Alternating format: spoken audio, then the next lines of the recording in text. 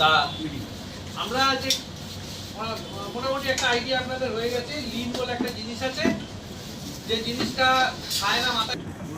কিন্তু তার আগে আমি হ্যাঁ ঠিক আছে, বসুন না, বসুন, এখানে চলে আসুন। হ্যাঁ এখানে চলে আসুন।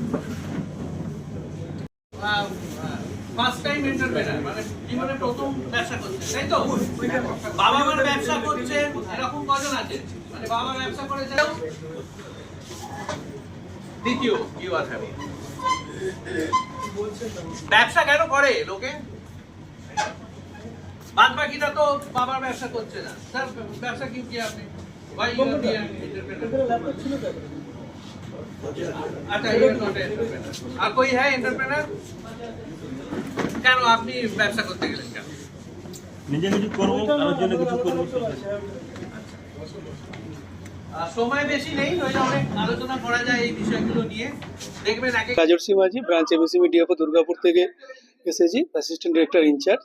আমরা আজকে যে প্রোগ্রামটা করছি MSME competitive scheme on lean, এই স্কিমটার মুখ্য উদ্দেশ্য হচ্ছে বর্তমানে আমাদের যারা এমএসএমই রয়েছে সেই এমএসএমইর সবথেকে বড় যেটা প্রবলেম হলো তাদের কোয়ালিটি মেনটেন করা, সঙ্গে যে আমাদের যে cost of production with efficiency এটাকে মেনটেন করা, সো দ্যাট তারা গ্লোবালি নিজেদেরকে কম্পিটিটিভ করতে পারে এবং অন্যদের সঙ্গে কম্পিটিশনে এগিয়ে থাকতে পারে।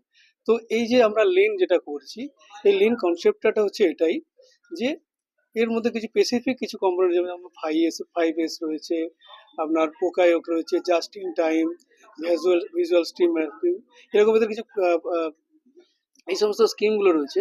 যেই সমস্ত আপনার টেকনিকগুলো যদি ইন্ডাস্ট্রিতে অ্যাপ্লাই করে, তাহলে ইন্ডাস্ট্রি যে আনওয়ান্টেড কস্ট যেটা রয়েছে, যেমন ধরুন আপনার র মেটেরিয়াল ইনভেন্টরি কস্ট, আপনার লেবার কস্ট, আপনার প্রোডাকশন কস্ট, ওয়েস্টেজ কস্ট, এই কস্ট অফ প্রোডাকশনে যে ওয়েস্টেজ রিলেটেড যে সমস্ত পার্টগুলো রয়েছে ওগুলো কমবে, সাথে সাথে তার এফিসিয়েন্সি বৃদ্ধি পাবে, প্রোডাকশন বৃদ্ধি পাবে। তার ফলে কী হবে, কস্ট অফ প্রোডাকশন যদি কমে যায় এবং যদি তার এফিসিয়েন্সি বেড়ে যায়, তাহলে সে গ্লোবালি অন্যান্য ইউনিটের সঙ্গে কম্পিট করতে পারবে।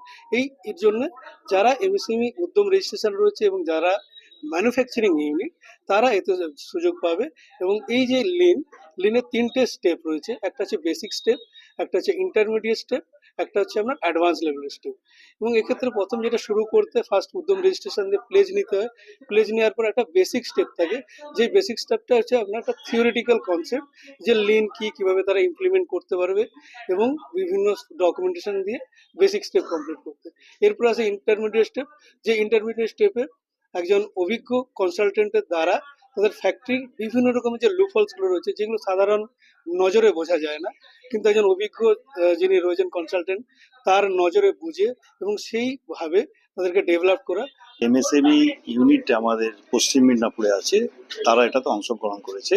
এটা একটা কনসালটেন্সি, এই যে লিনের ওপর, লিন যে তার আমাদের পূর্ববর্তী যে বলে গেলেন, যে লিনের যে কনসালটেন্সি, সেটাকে বোঝানোর জন্য আজকে আমাদের অ্যাওয়ারনেস করার জন্য আজকে আমাদের এই প্রোগ্রাম।